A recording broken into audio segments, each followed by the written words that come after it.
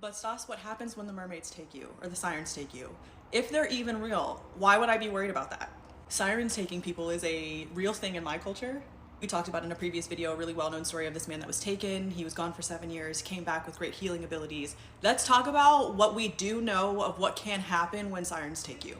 Because they do this for several different reasons, right? Be because they like your energy, your aura, the things that you have on you. A lot of times, like in the culture that I'm from, they take a lot of men. They do this because they like to hit Tsar and enslave them for a long, long time. Sometimes they will keep them for forever, literally until their end of their days, which underneath the water is like a longer time. It passes differently spiritually. Sometimes they will let them do like their time, or they will keep them for a while. Sometimes these sirens or mermaids teach them things while they're also having them do things for them. Enslavement is the best word that I can come up with, because obviously you're taken. It's not something like you're like agreeing to do. And sometimes these people then are given back or returned to land and their family, and they come back with amazing gifts. Now, I don't think this is a give and take that I would ever accept. Not that I, like I said, you don't accept this happens, but they come back with amazing gifts of being able to heal, prophecy. They're able to steer people in the right way of fame. Not to say that they're going to be famous, because usually people that are taken from the sirens don't get famous after this, but they can aid people in getting high level of fame. So while it's terrifying, and sometimes you might not get seen ever again, you could come back and have great gifts. But the people that do come back, you want another catch? They never speak. So you could come back with great gifts and all of these things, but you never speak again. So.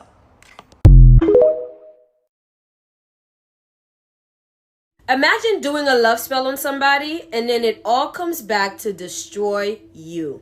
You see my face, so you know I'm back with another spooky story. Someone submitted this story and told me it was about their cousin. We're gonna call her cousin Linda. So Linda met this guy, we're gonna call him Dodo, at work. Linda went from literally barely caring about being at work until Dodo joined the team. Dodo would bring this sense of excitement to work, where Linda was just looking forward to going to work because at least Dodo was gonna be there. So Linda and Dodo would go on to build this friendship. And they were inseparable. They spent a lot of times together at work and outside of work. So Linda really got to know the ins and outs of Dodo. And when they would spend all these times together, it would get late. And sometimes Linda just wouldn't feel safe to like go home, so she would just stay the night. So while getting to know him, Linda admitted to having feelings for Dodo. But no one knew if Dodo felt the same because Linda decided to not disclose that information. And of course, knowing the ins and outs, she knew that Dodo already had a couple of options anyway. But according to Dodo, those women were just sexual relationships. Fast forward one day, Dodo's grandfather unfortunately abruptly passes away.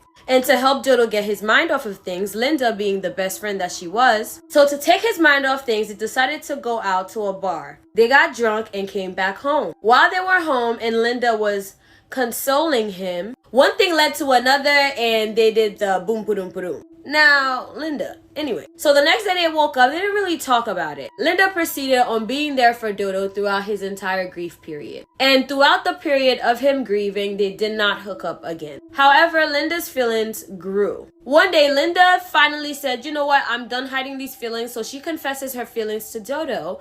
And Dodo actually felt the same. Dodo actually admitted to being in love with her and he was just scared of ruining their friendship. So they would go on and have like this flirty-esque friendship. They were basically best friends by day and doing the boom boom boom, making the bed rock by night. Everything was great until Linda was like, when are we gonna be together? We've been doing this cute bestie cat and mouse type of game for a while now, like what's tea? And every single time that conversation would come up, it seems like there was always a blockage on his end. Linda was ready to be a girlfriend, shit. Linda was ready to be a wife today. But there was a blockage for him. So Linda thought since her family is already privy with voodoo, she might as well exercise what she actually knows and just basically give him a little kick to make him see her as, a potential mate. So she did what any reasonable person would do and fed him a voodoo pasta. And that was just step one. Because she likes to go big or go home, she admitted to also giving him a potion. And the man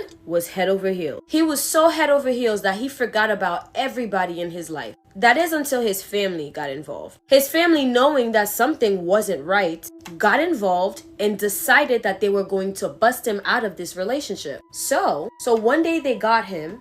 All that Linda knew was that she came home one day and that this man disappeared for months, and she had no idea what happened to him or even where to find him. Until one day, being the desperate girl that she is, when suddenly in storms an angry Dodo. To backtrack, when Dodo's family got him, they uncovered the truth about what his girlfriend was doing to him. They took him out of whatever she put him under. When he came back to realize, as much as he tried to ignore the urge, he just had to see her. So he would storm to her house, kick her door down, notices that she was sitting right there, Linda being excited that he came back, but also automatically noticing that his demeanor was different. He beat Linda so bad that Linda suffered such serious surgeries. She has lost all her teeth, dislocated her jaw, broke a few of her limbs, and he attempted to set her house on fire. So she escaped by literally just a hair. One of her neighbors heard the screaming, saw Dodo running out of that house, and ran inside to her rescue. Till this day, she has chronic pain and she is still suffering the consequences of that love spell. That was a submission from Jackmail IT. Maybe hold out before you do that love spell. I want to thank you guys so much for watching this story time, and even more of a thank you for 100,000 followers. If you ever doubt anything, just know, come here. I love you, my abducted humans.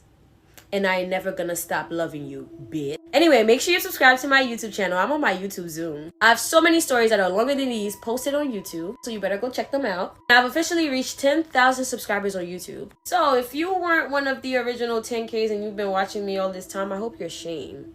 But it's okay, because it's never too late to join the train. Make sure you follow me on Instagram. Like, literally, the link is in my bio. What are you doing?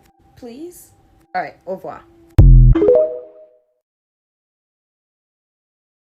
Okay guys, so I'm back with another spooky story. This story takes place in St. Thomas, Jamaica. We're gonna call the person who submitted the story Reese. So when she was 13, one of her older sisters went to go live with her mom in St. Thomas, Jamaica, which is said to be the capital of Obia, apparently. Her older sister already lived in that neighborhood with her boyfriend at the time, and Reese herself used to live with another older sister until that older sister moved to another parish, so now Reese had to find another place to live. And at the time, Reese's mother had just rented a house from one of her church sisters, so perfect. Well, not exactly, because the house turned out to be, dun dun dun, haunted. So Reese says she would be sleeping at daytime and even in the night, so it didn't matter what time of day the hauntings were haunting. She says as she's sleeping, she can feel her bed levitating, and as soon as she opened her eyes, the bed would drop.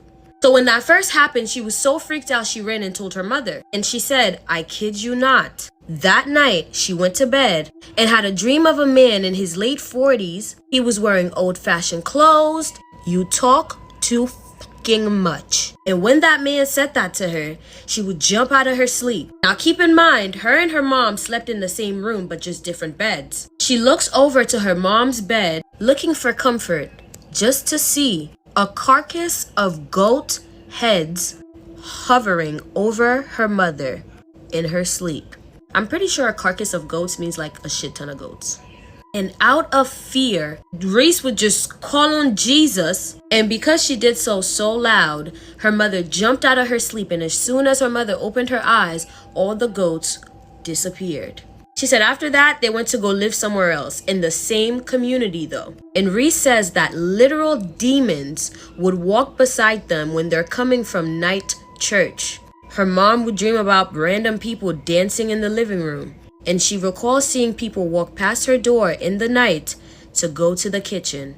After living at that second house, her mom sent her to go live with her sister, which was basically across the road. She was able to get her own room there and settle. I decided to not tell y'all not to watch this one at night because y'all don't be listening to my warnings.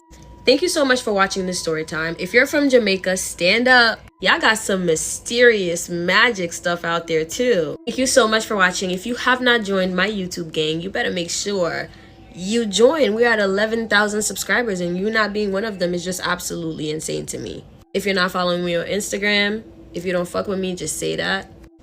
Yeah. If you're not subscribed to my Instagram, not following me on If you're not following me on Instagram, not subscribed to my YouTube channel, and not following me on TikTok, yeah, you hate me. And you still watch me? It's giving hater. If you want longer and more in-depth version of these stories and you like the way I tell these stories, I have hours of me talking on YouTube, so go check those out. You know it's coming. I love you, my abducted humans. Peace out from your Haitian homegirl. Life does not. Oh my God. Okay, this is another story.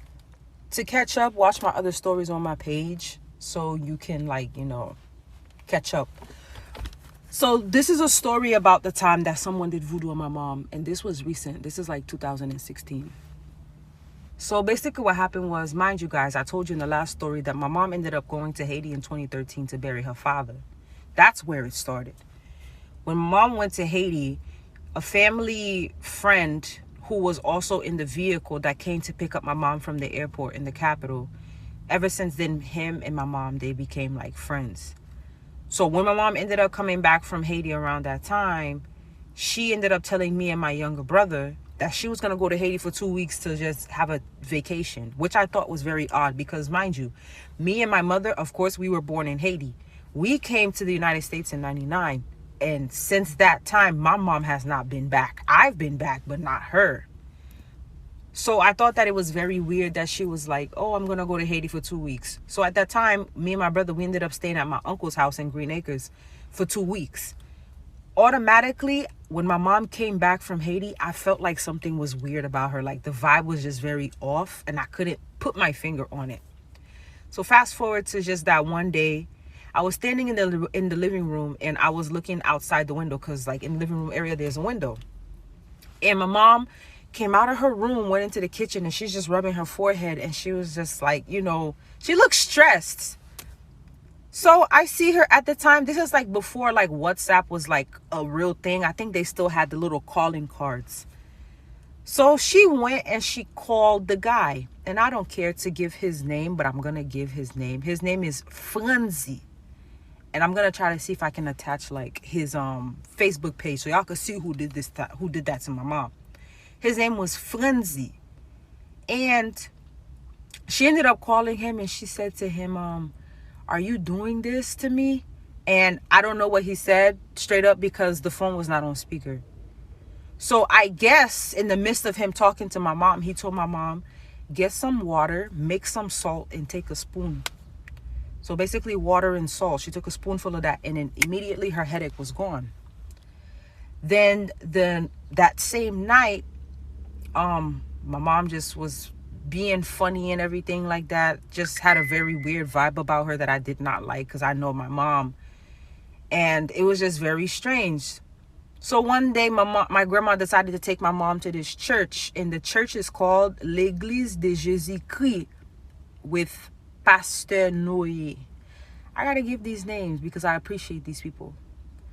So my mom ended up going to the church. And the pastor had her come up to the front. You know how Haitian churches are. They always have someone who's in distress. They always have them come up to the front, put a little oil on them, and they pray for them. And everyone is singing and everything like that. Guys, I promise on everything I love, the minute my mom went up to the front of the church and she got on her knees and the pastor put that oil on her forehead, my mom passed out. And she was wearing a dress.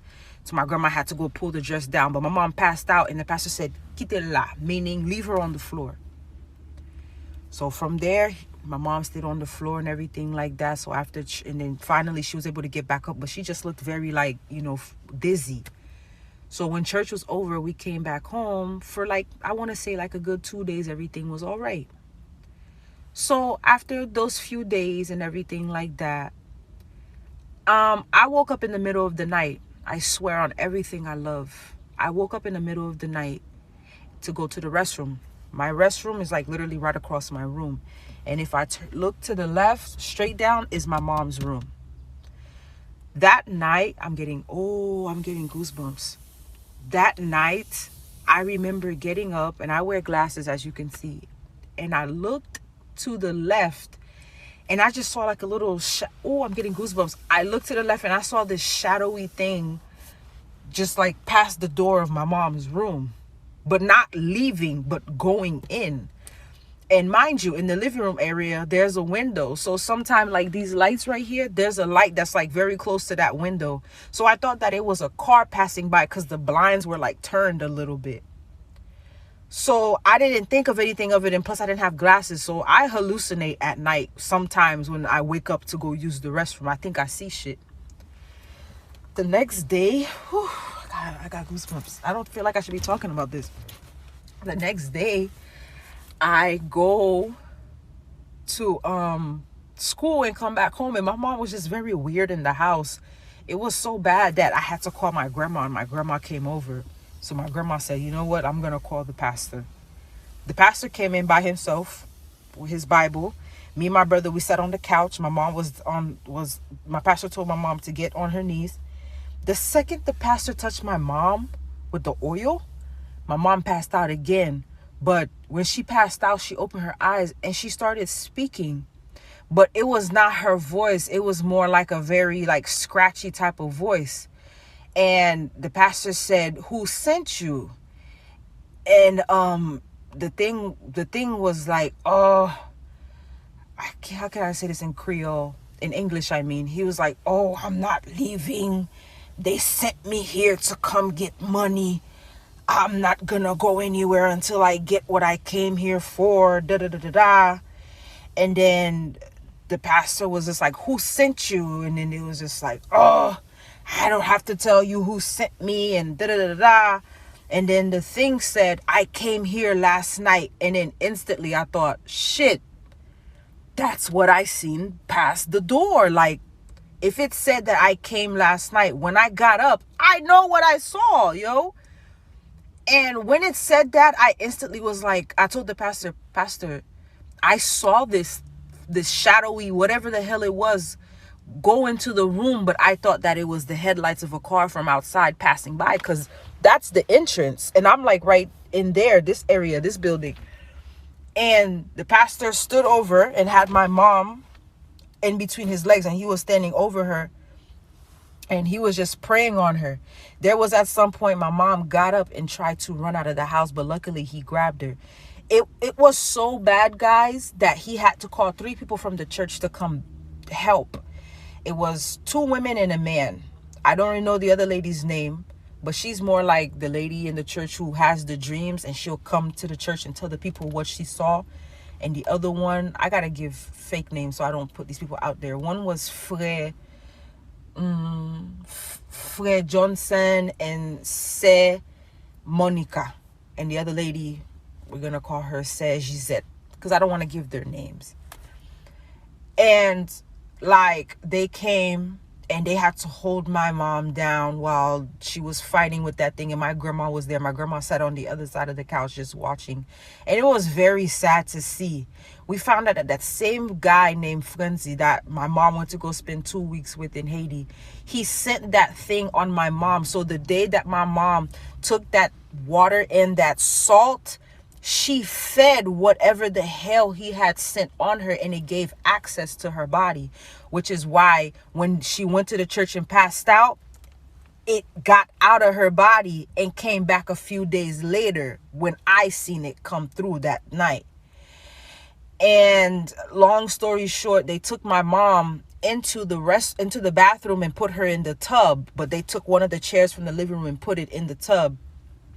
They had my mom sitting in, and when I told you they poured bottles and bottles, if you're Haitian, you know divin is wine, that grape wine that they give you at church. Y'all see what my eyes look like? That grape wine, they poured it all over my mom. I tell you, she passed out so many times, and there was at some point she came back to herself, and she started walking around the house, but they were make sure they were following her closely, because you know you could get tricked with shit like that. And at some point she sat down, and my mom was wearing this gold necklace. I'm gonna insert pictures. This video is a bit too long, but I'm gonna give you guys a part 2. Hopefully, if I have the courage enough to give you guys the part 2, because I'm getting goosebumps and I feel weird. But yeah, I'm gonna give y'all part 2. Just comment if you want a part 2, but I'm gonna leave this story off right here. Thanks, guys.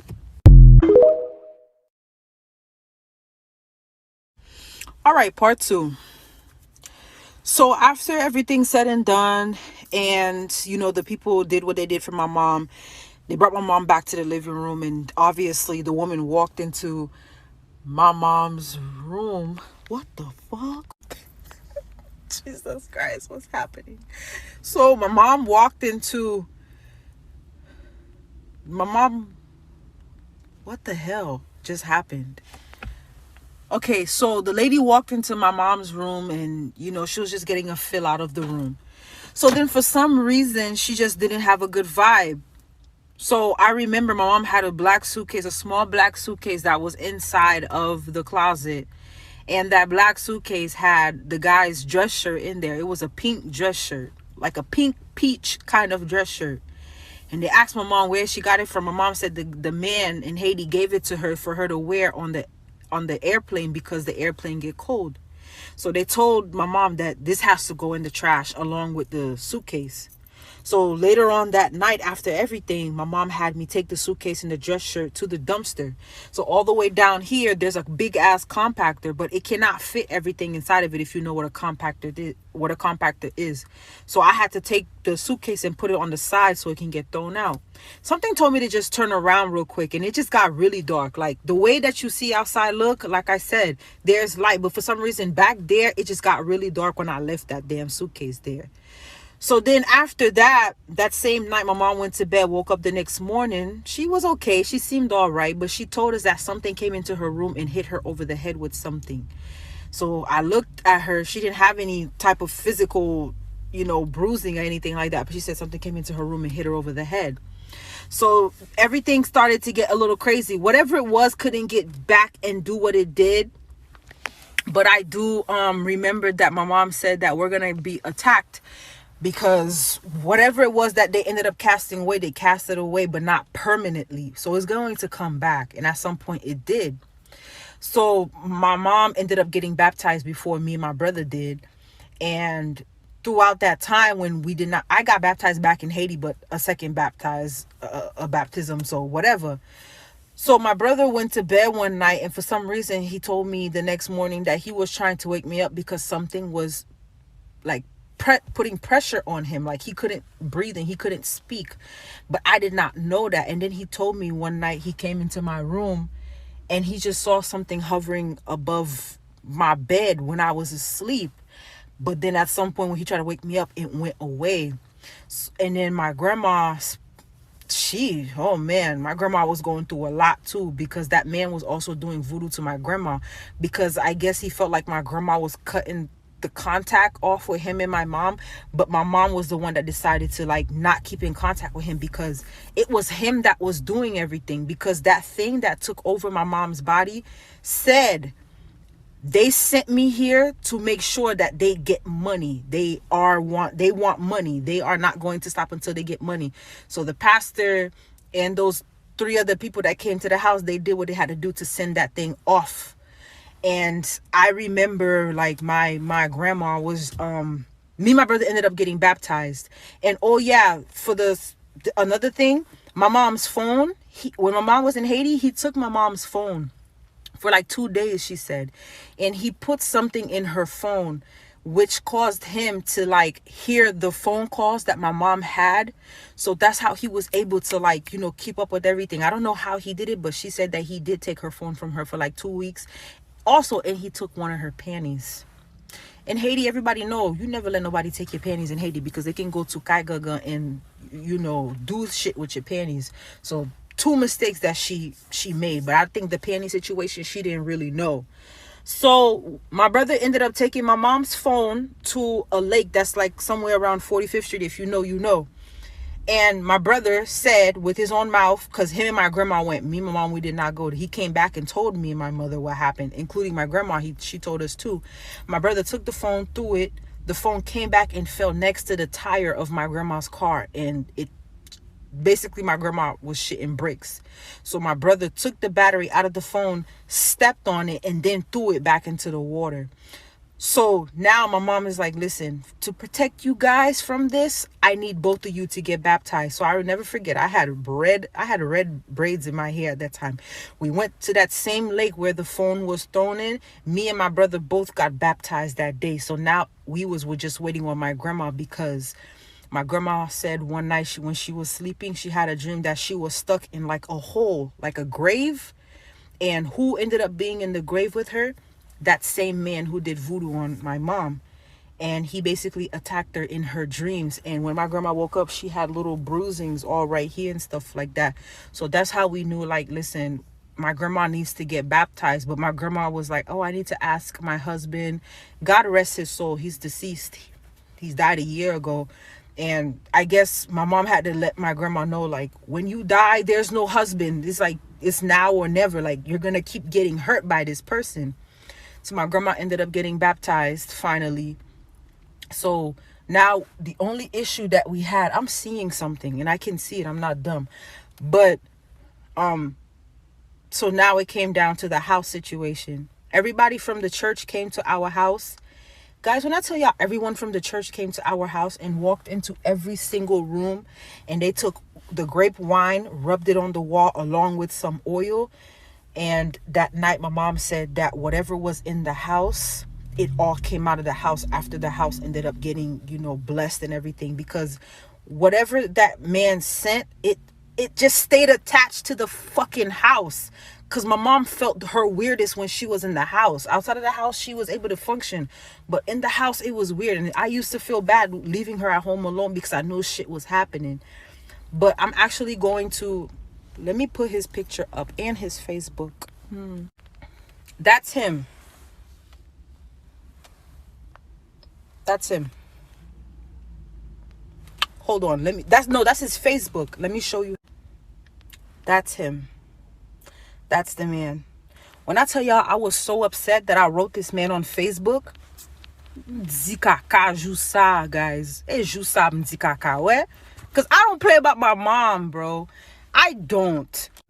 Look at my mother. Look at me and my mother. I was 4 years old. This was my 4th birthday. And my mom was pregnant.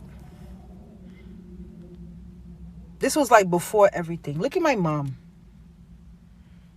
And because of money and greed, and because, you know, you wanted to get money from her and everything like that, you decided to do what you did and make my mom really sick, to the point where my mom was almost skin and bones at some point.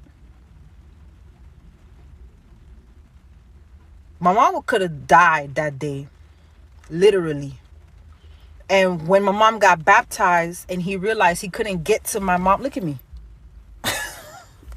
And when he realized he couldn't get to my mom anymore, he started attacking me and my brother. And my mom only have us two, me and my brother. That's it. I have other siblings on my father's side, but on my mother's side, my mom didn't play about me nor my brother, especially me, because my mom went through a lot with me in Haiti. Like, you know how many times people in Haiti tried to take my life from my mom? And then for my mom to be here and meet somebody in Haiti while she was going through a loss, you decided to do voodoo on her because she was not sending you money. Guys, I tell you, we went through so much in that house. We were seeing demons. We were getting phone calls from Haiti. I automatically knew, don't pick up the phone because you never know. My grandma was getting bruises on her body. My mom used to wear jewelry. The only jewelry my mama ever used to wear was a necklace and earrings. My mom don't even wear that necklace anymore. I can't tell you what happened to that necklace because I don't know what happened to it. And the earrings, she don't wear her earrings anymore either. The necklace got put in a crystal bowl the same day she got possessed. It got put in a crystal bowl, and it had wine and oil poured over it, and it got disposed. My grandma doesn't wear her necklace anymore because the necklace had something on it also. Now we don't experience anything going on in that house. That man, we have not, no one has spoken to him since 2016. Mind you, my mother's father died like 2013. So it's been a very long time. I also have another story for you guys when they try to do voodoo on me. Well, they did voodoo on me, and then they did voodoo on my ex. That's why me and him broke up. Guys, Haïtien, ça seulement me garde Haïtien méchant. Tout Haïtien est méchant, yo. They ain't shit, okay? They ain't shit. So I seen this comment. I was like, I definitely got to do a story time. So my mom has a cousin in Haiti, and he was at a marché, which you would call a farmer's market in English, right? They be having like all kinds of natural stuff out, herbs, medicine, vegetables, fruits, whatever you need for yourself. So he seen this fine ass girl. Mind you, as someone who's tapped in, I believe in like voodoo, hoodoo, shapeshifters, all that kind of stuff. So, bro, mermaids, they can shapeshift, right? They can shapeshift into very, very beautiful beings. So he sees this fine ass brown skinned girl with ginger hair. He walks up to her with his bicycle and he starts chopping shit up with her. Mind you, she's not saying a single word to this man. She's just shaking her head up and down and looks at him. So she has her sack. I don't know what they call it, honestly, in English, but it's like this big ass bowl or something, and they would put their stuff in it, like in the island. One would carry it on their heads. So she finished getting all her stuff, right? He's like, let me carry this for her. So he puts it on his bicycle. They start walking. I think he was like trying to walk her home or something. So mind you, they in Udale, which means like the countryside or outside from the city. So they walking in the woods and they come across this big ass river. He looks at Shawty and he says, so how you finna get home or get across this river? Bro, tell me why Shawty walk up to the river, looks at kid, grabs her shit. The river splits open and she jumps in there. He had passed out and didn't speak to nobody for like a month straight. I think it was a month or 10 days. I'm not really sure. I gotta ask my mom. But he didn't speak to nobody for like a month or 10 days. Me personally, I probably would have jumped in with her. I'm surprised she didn't grab him and take him with her, because they're known for like kidnapping people. Because like what they would do, they would shapeshift into like a beautiful ass form or fine ass girl, and they would kidnap niggas in the water. But I'm gonna save that story for another day. Y'all, so my uncle just told me this story about my grandmother, my great-grandmother, and my great-great-grandmother, and their involvement with Mama Wata or Medlo. So my great-grandmother was actually taken by Medlo. So she was actually gone for 7 years. What is happening with this lighting?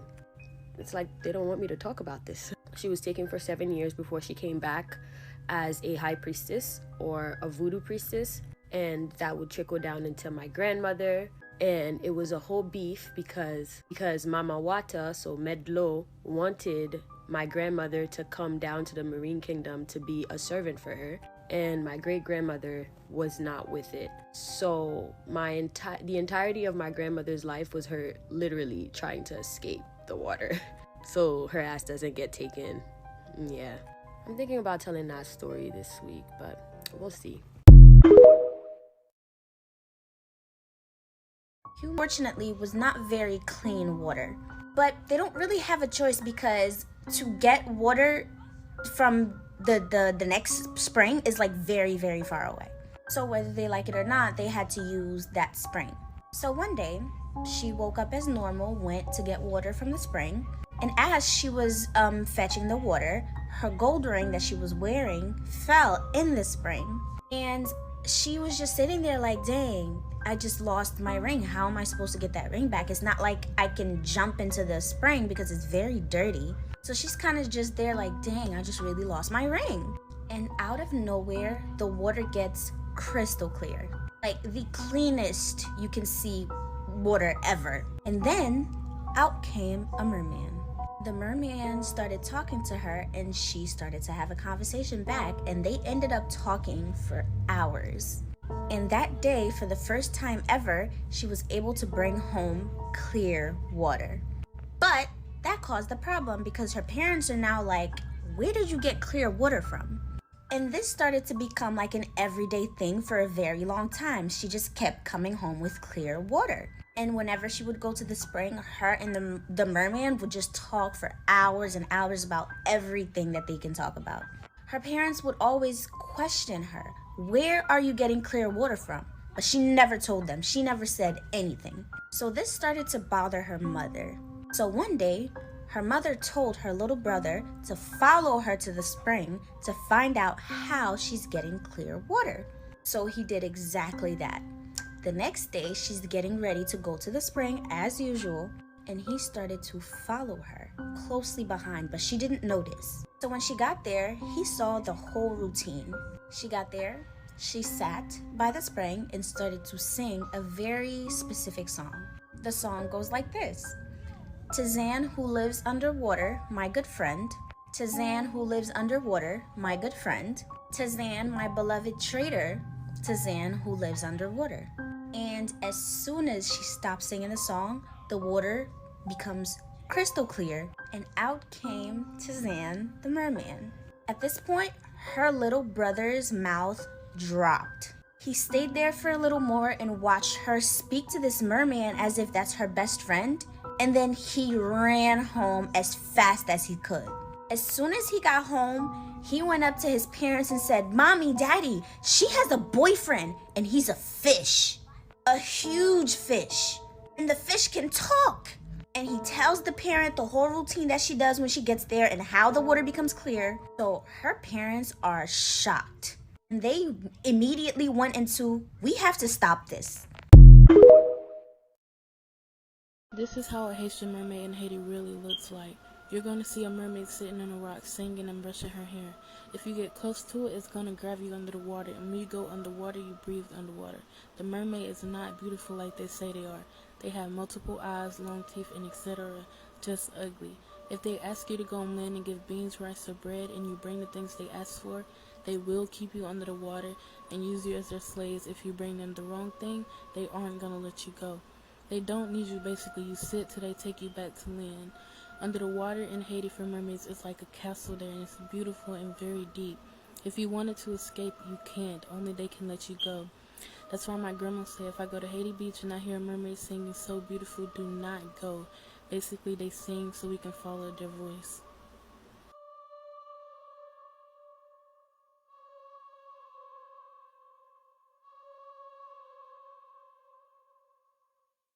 Well, first things first, y'all don't believe that mermaids are real?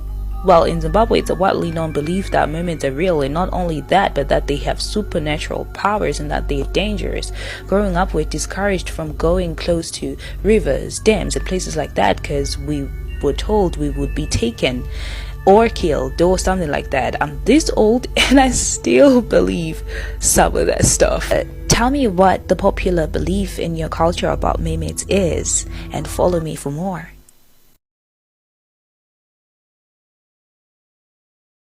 Let's talk about these mermaids that are located in Haiti and Jamaica. If you are well aware of voodoo, you know that lots of people in the Caribbean islands like Haiti, Jamaica, and other places practices voodoo.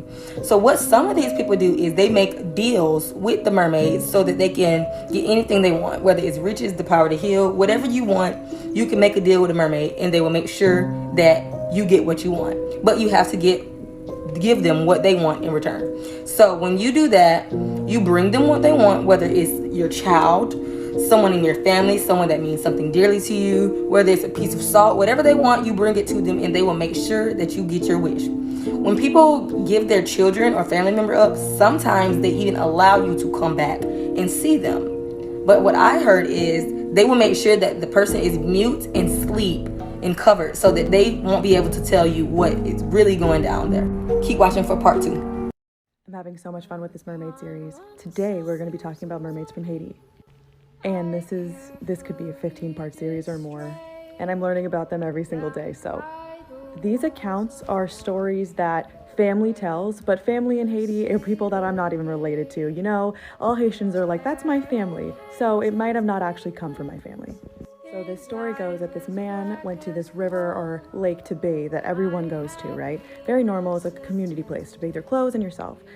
He got tied up into a rip current, and it just sucked him underneath. They looked for him and they looked for him and they couldn't find him for like 3 or 4 fucking years. Gone. Everyone that was there saw him get dragged underneath the water by this rip current and they thought he was. Come to find out 3 years later, he rolls up. Completely fine with all of these stories. He's the best healer at this point. He's able to heal people from ailments that they've had for years. He says that the mermaids taught him.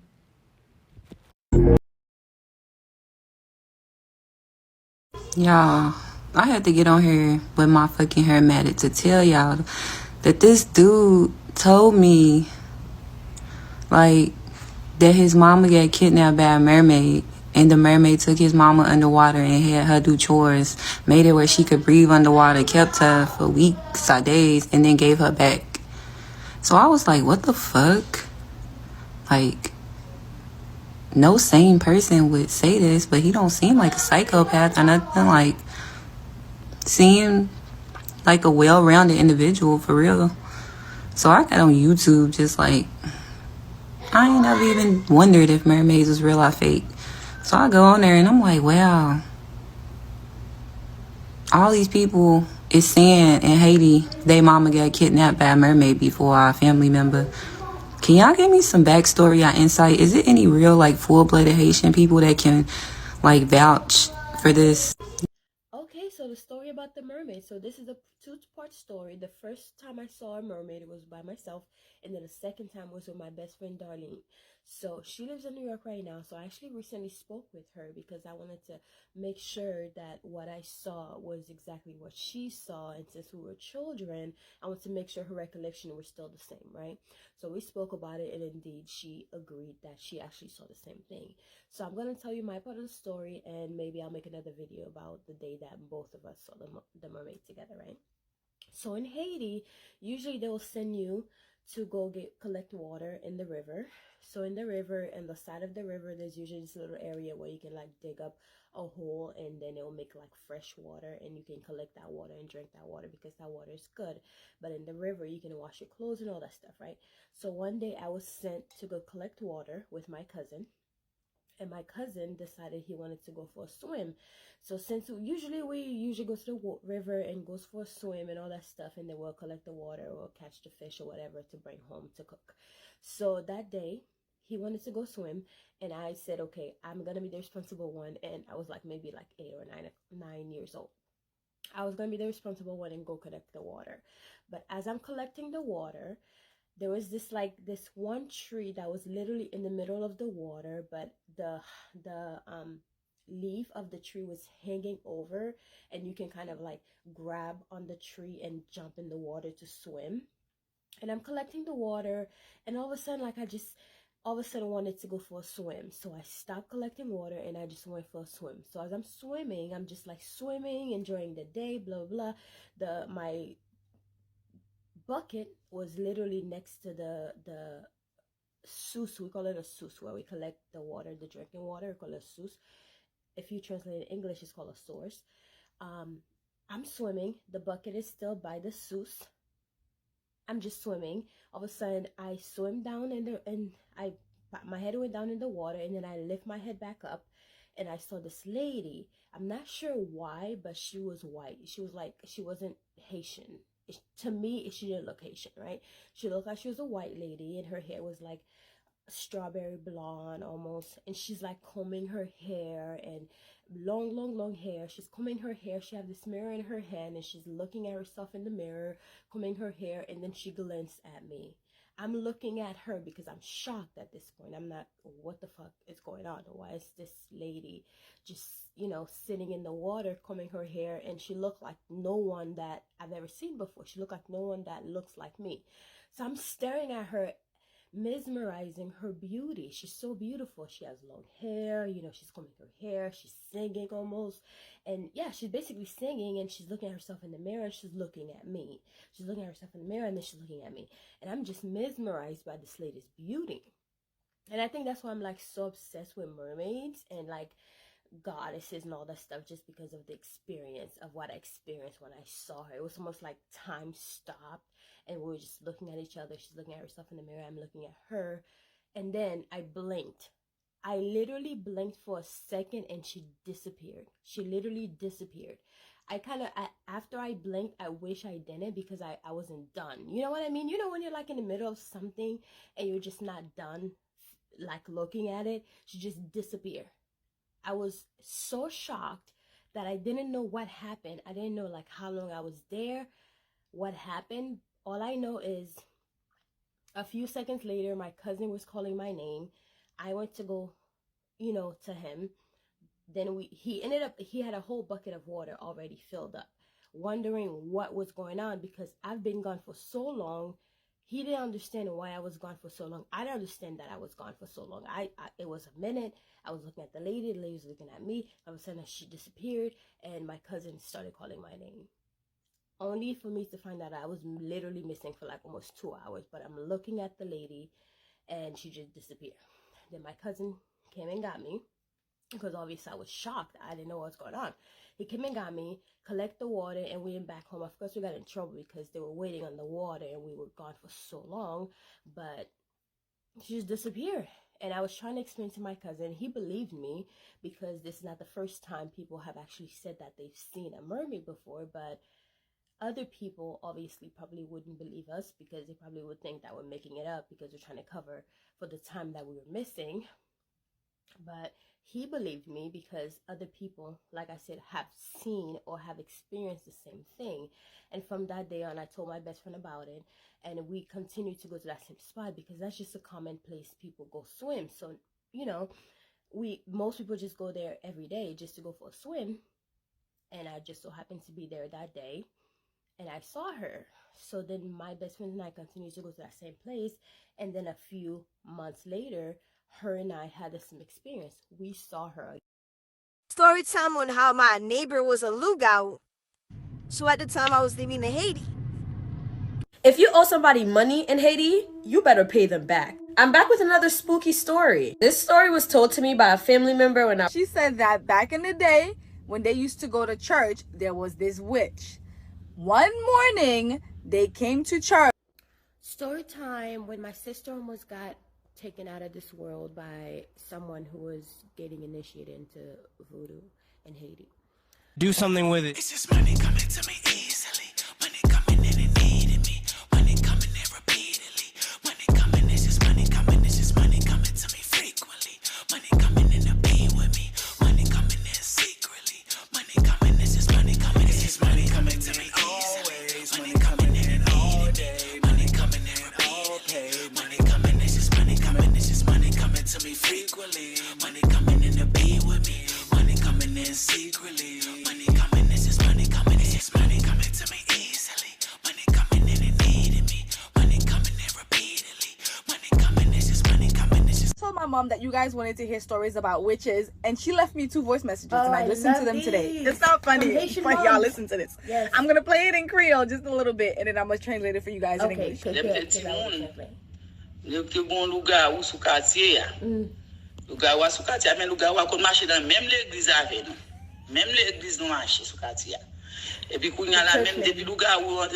the way, y'all, I'm making these cute little skull earrings.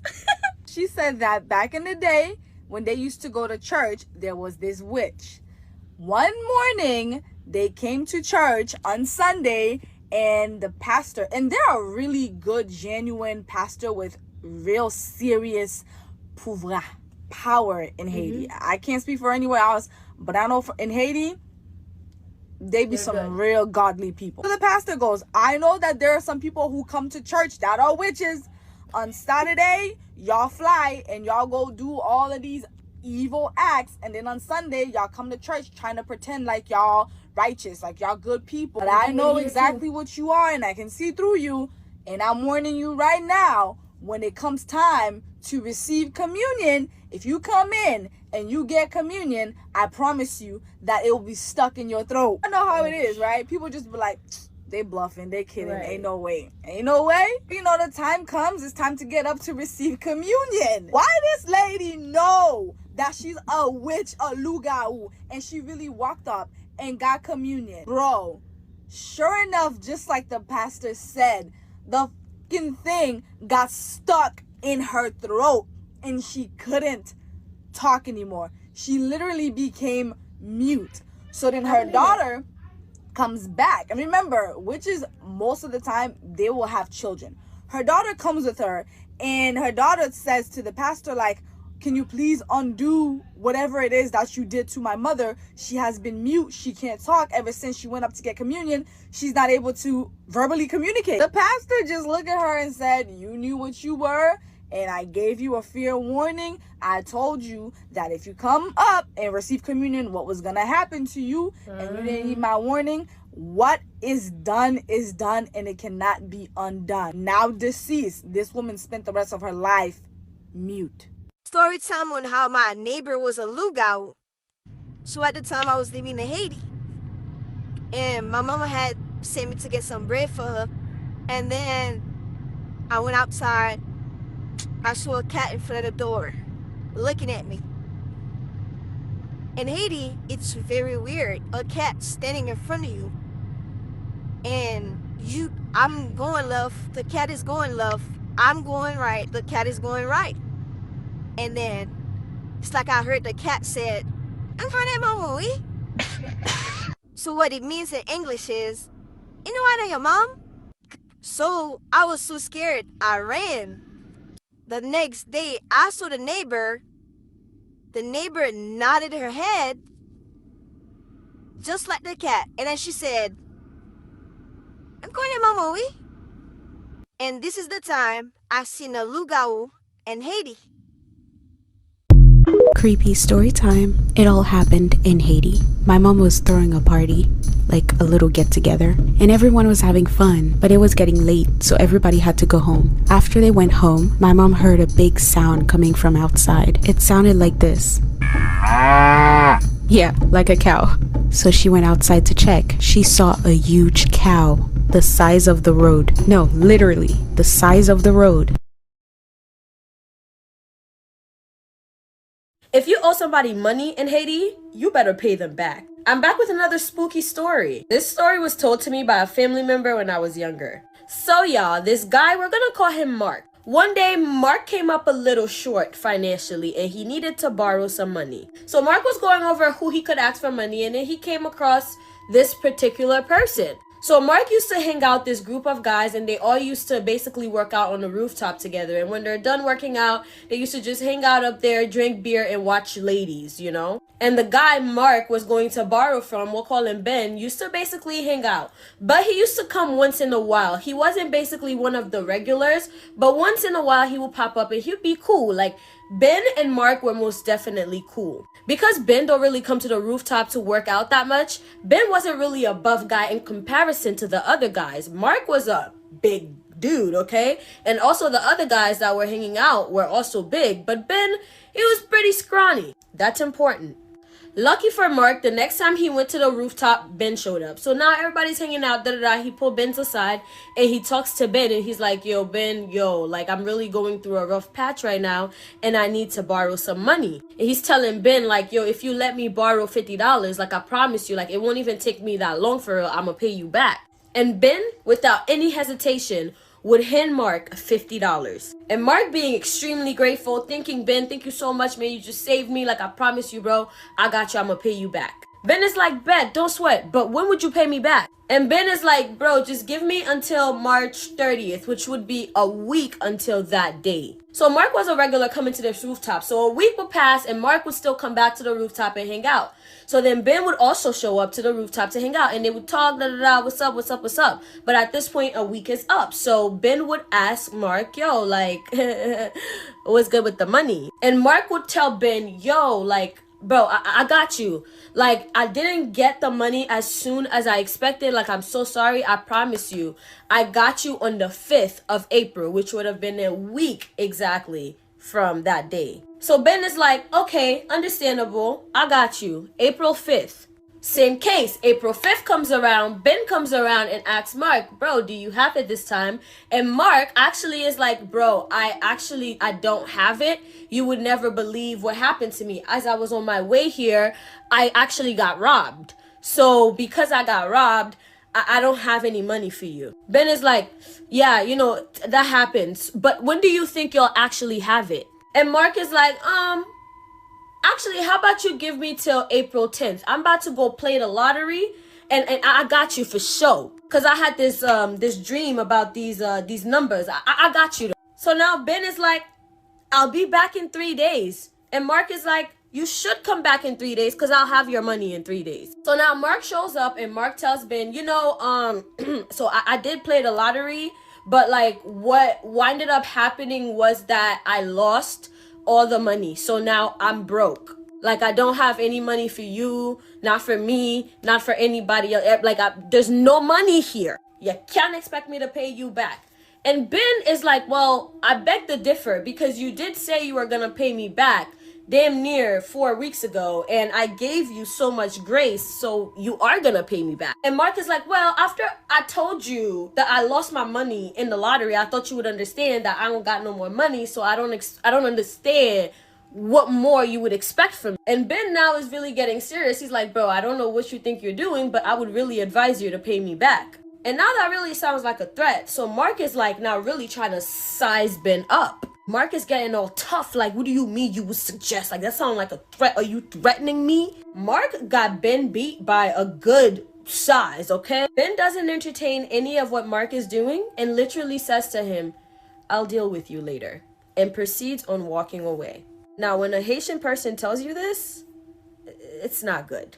Mark goes home that night, and as far as he's concerned, Ben is definitely not getting that money back. Not after that interaction that they just had. So he gets to the house, he goes to bed, laying in bed, drifting asleep. Suddenly, he starts to hear the wind outside just going like really, really crazy, like then he starts to hear footsteps like coming towards his door. Then he's hearing like creatures laughing like and his wife next to him, mind you, is sleeping. Things are falling. He's hearing things laughing like he is dead in the middle of chaos. Until he hears on his door. So Mark would reply out loud, go away. I don't know who you are. I don't know what you think you're doing. You need to leave me and my family alone. Go away. You're not welcomed here. Like trying to basically shun away these spirits, whatever is taunting him right now. However, he wasn't very successful. The windows fly open and in flies two figures standing in his bedroom, just awkwardly just staring at him.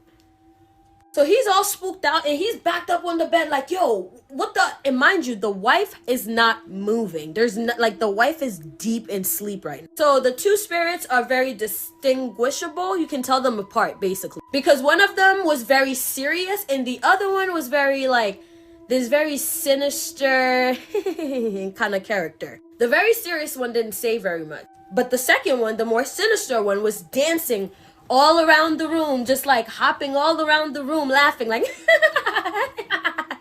while the other one stands still staring at him.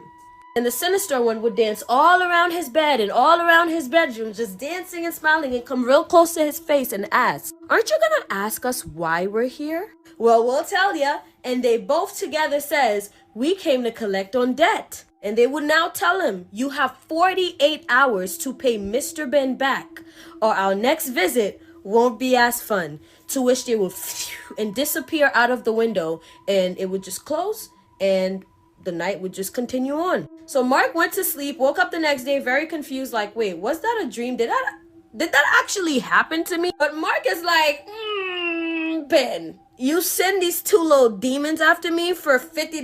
If you thought that was gonna get me, let me get my leg back. So then Mark would go, do what he does, and send some demons back to Ben. Now, I don't know what happened from Ben's perspective, but what I do know is the next part told me that Ben wasn't exactly happy about the demon. So now a week goes by, Mark is in his house, doors is locked and everything.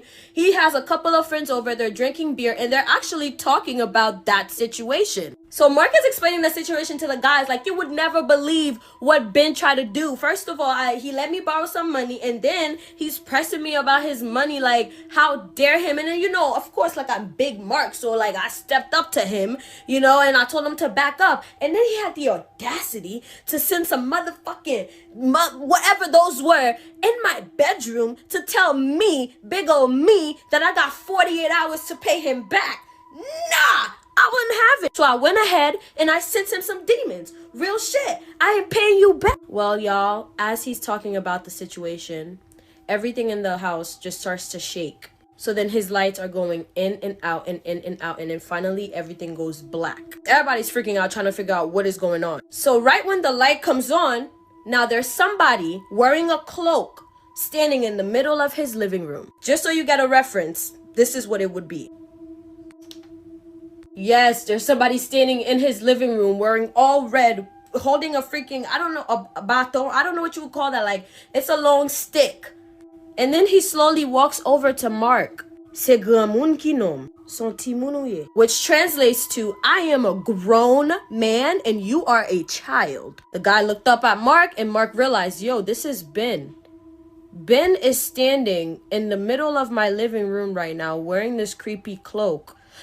What? Telling me that I'm a child in comparison to him. And that little stunt that he pulled with the demons, he didn't appreciate. Ben would then touch Mark's face and wish him well. And Ben now disappears. The other friends that were in the room were like, bro, what just happened? And Mark is like, bro, I don't know. That crazy guy was just in here. The Ben I was just talking about, he just appeared to threaten me again. And his friends are like, What? We didn't see nobody show up. We just saw some lights flicker and everything, but what are you talking about? We ain't seen nobody in this living room. And Mark knew he fucked up. By the time Mark realized he messed up, it was too late. Because the next day he would wake up with half of his face paralyzed. The side that Ben had touched when he was over the night before. So he walked around with half of his face completely deformed for the rest of his life. I know you guys said you enjoyed the long creepy story, so I gave you guys another long one. I will be posting more Lakukai Jab and mermaid content on my YouTube channel once it reaches 500 subscribers. Thank you so much to everybody who subscribed so far. Make sure you follow me on Instagram, give me a follow on TikTok, and if you made it this far, comment down below.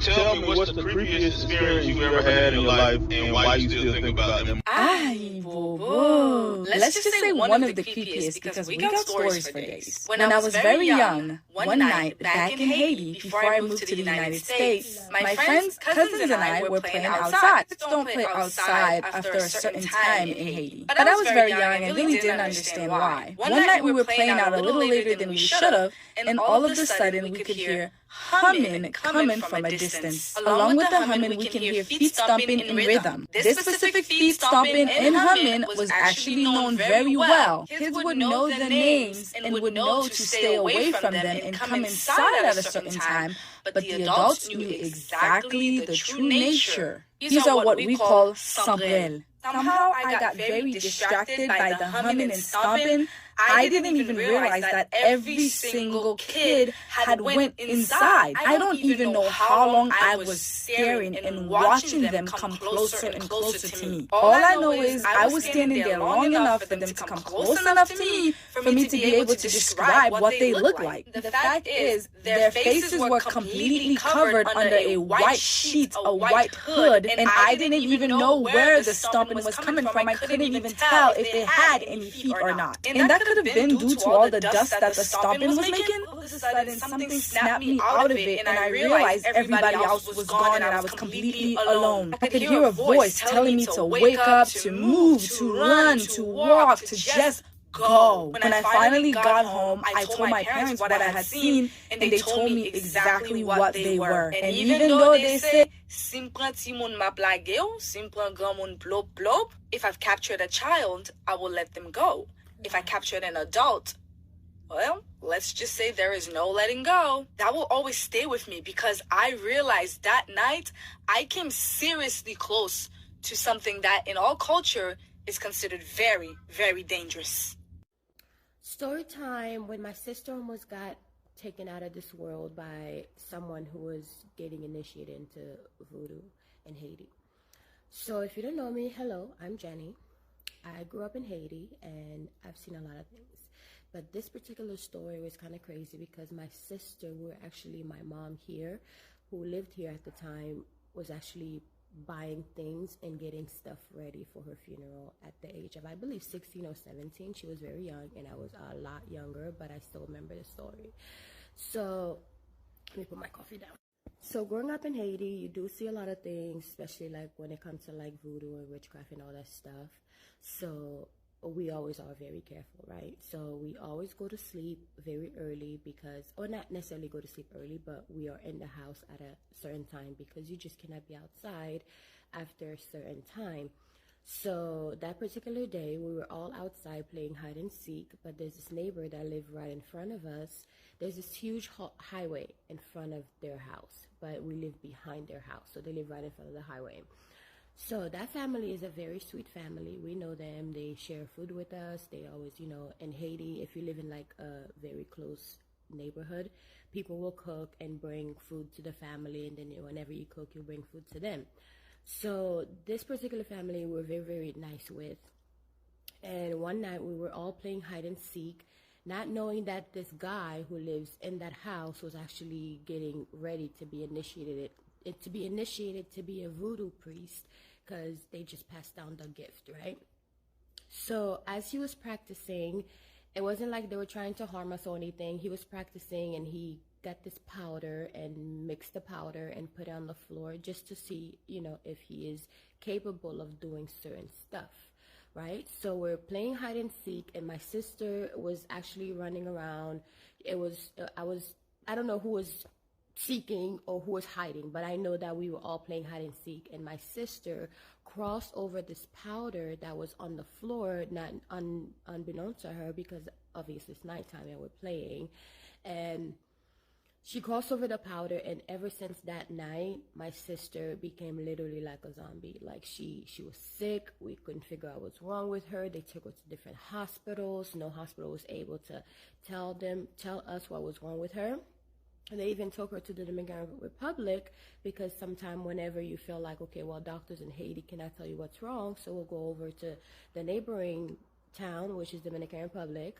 We'll go there to go to a doctor who we believe is more professional or have more tools.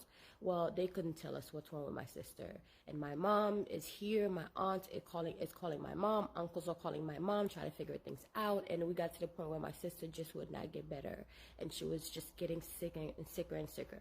So then my mom started sending money so we can get like funeral arrangements and, you know, everybody getting their funeral clothing. And in Haiti, it takes forever for everybody to get all their clothing and stuff. Usually about a month, the body would be in the morgue. But my sister wasn't dead yet, but she was like damn near about to die, right? So then we got the casket ready. We had one of our neighbor actually was a casket maker. Like he will make caskets literally right there. So he was preparing a casket for my sister to be buried in. At this point, she's like 16 years old.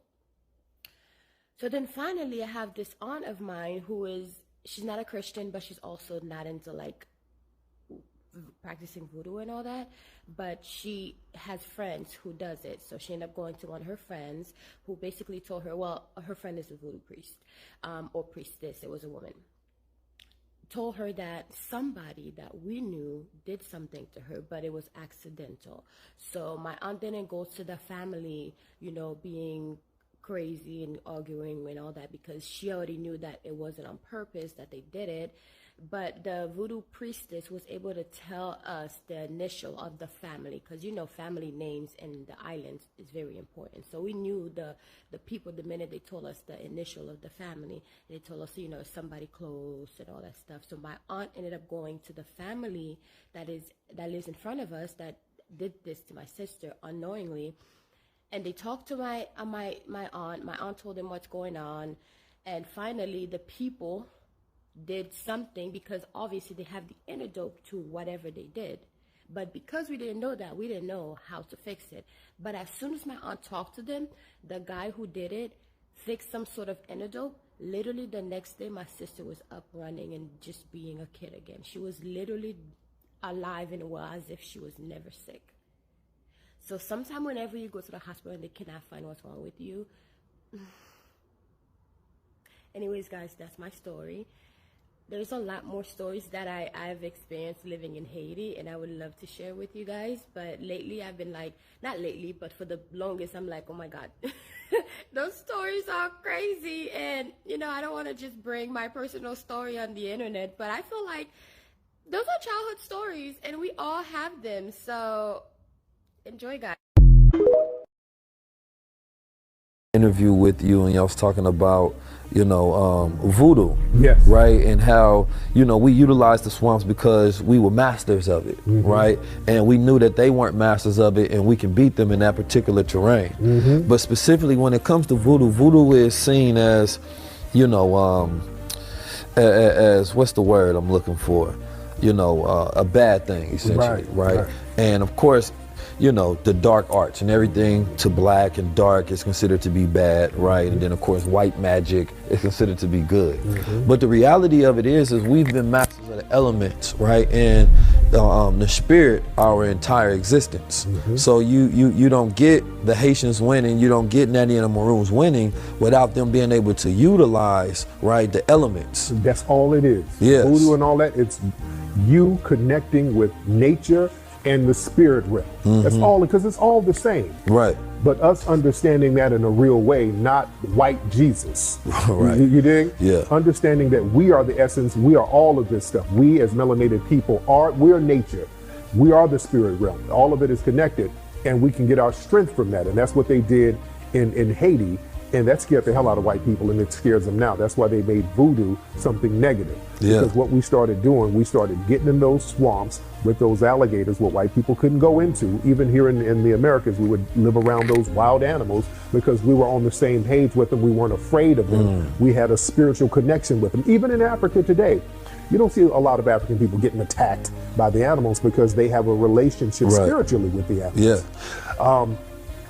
When we and our brothers and sisters were fighting these white supremacists using their voodoo system, that scared the white supremacists so much, they started making movies in the 1930s about zombies and black Haitians. Yeah. The early voodoo movies had Haitians in them, them portraying Haitians.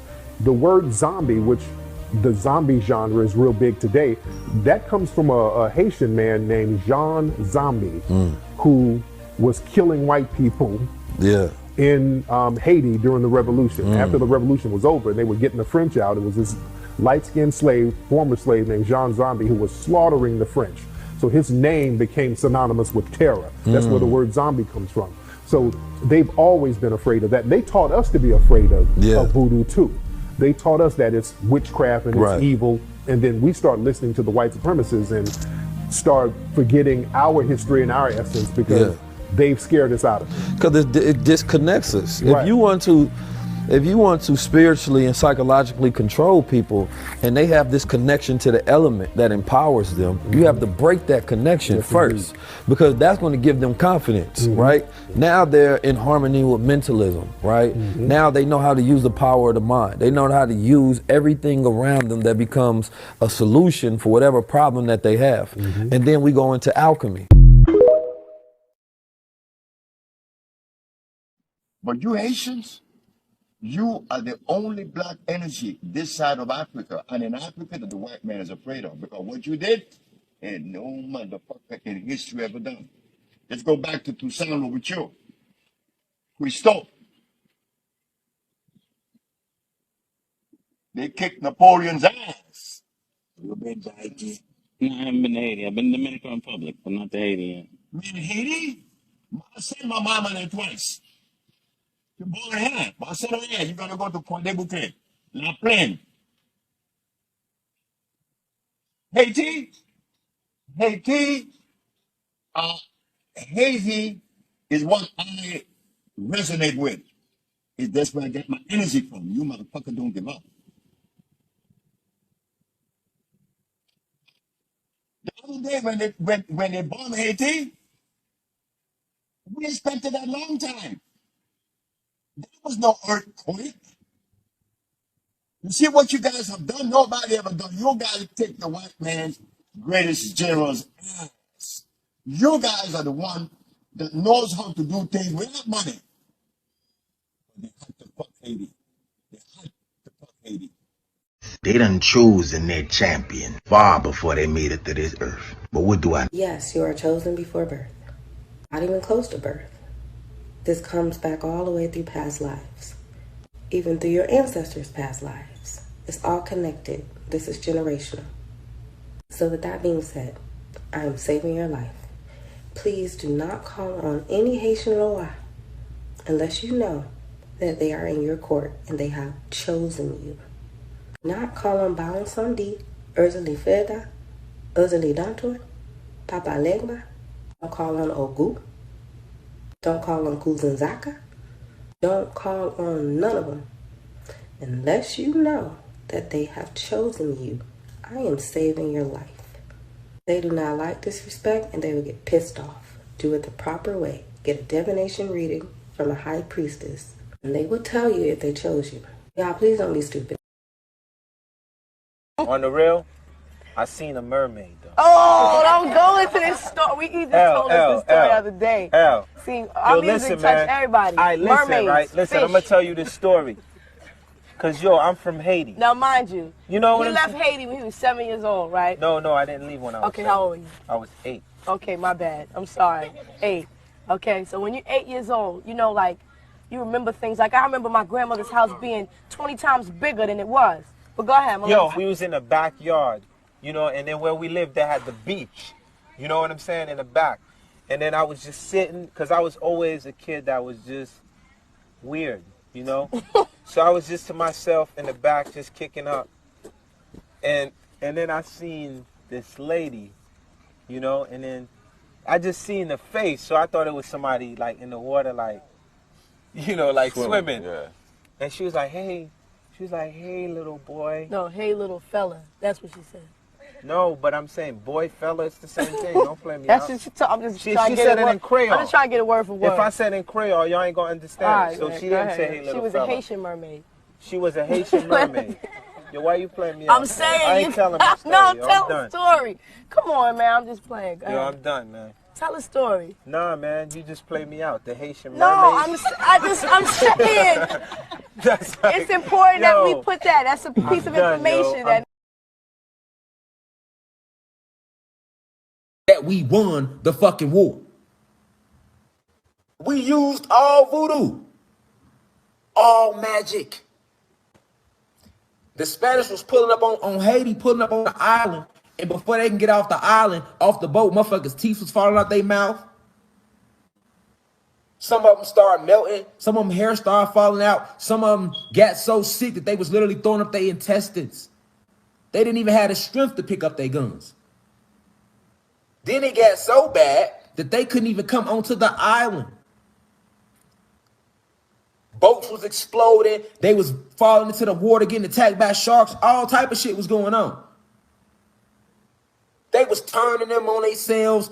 We had our people over there tapped in. They putting spells on them from afar to the point where motherfucking they on the ship killing each other. You better know the power we come from, man. We ain't gotta touch you. Do you know you have no clue what you are, man?